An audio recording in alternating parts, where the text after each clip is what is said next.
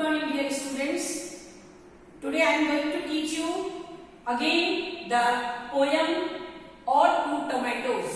Ode, what do you mean by ode? Ode का मतलब होता है कि short poem और with lyrics, यानी कि short poem with lyrics. कोई भी पोयम है उसमें जो लिरिक्स होते हैं यानी उनके जो शब्द होते हैं उसको ऑड कहते हैं. Ode to tomatoes. अब ये टोमेटोज का जो ऑड टू द टोमेटो एक कविता है जिसको लिखा है पैब्लो नेरुडा ने.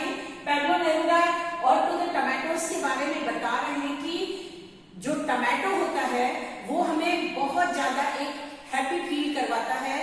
तो वेजिटेबल है वो हर एक वेजिटेबल में टोमेटोज का यूज होता है.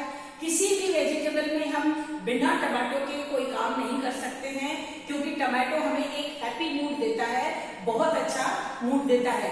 अगर हम प्याज और टमाटर की का कंपैरिजन करेंगे या प्याज और टमाटर में दोनों में एक तुलना रखेंगे तो टमाटो का उसका जो ग्रेड है वो हाई जाएगा और प्याज का जो ग्रेड है वो ज्यादा हाई नहीं जाएगा. लेकिन प्याज भी हमारे सेहत के लिए बहुत बहुत ज्यादा जरूरी है.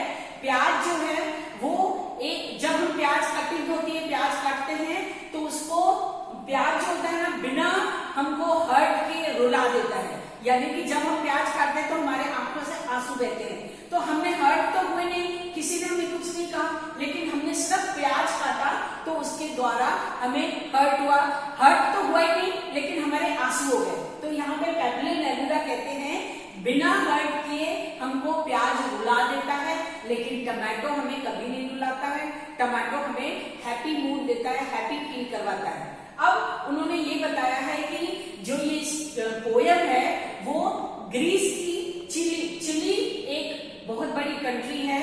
वहां पे चिली में ज्यादा से ज्यादा लोग टमाटो यूज करते हैं और वहां पे टमाटो यूज करते हैं और वही लोग ज्यादा एक्सप्लेन करते हैं कि प्याज जो होता है सेहत के लिए अच्छा होता है लेकिन वो बिना हर्ट के हमें रुलाता रहता है. यानी कि एक तरह से ये जो कविता है एक फन पैदा करती है. ज्यादा मुश्किल जो कभी कुछ हम मुश्किल में पड़ जाते हैं तो अगर हमने सिंपल टमाटो भी ले लिया, कुछ हमारे पास नहीं है तो हम सिंपल टमाटो से भी अपना काम चला सकते हैं.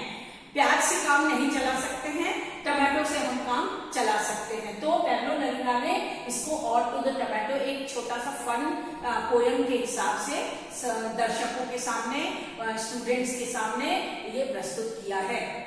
Thank you for watching. If you have not subscribed my channel, subscribe right now for more and more videos.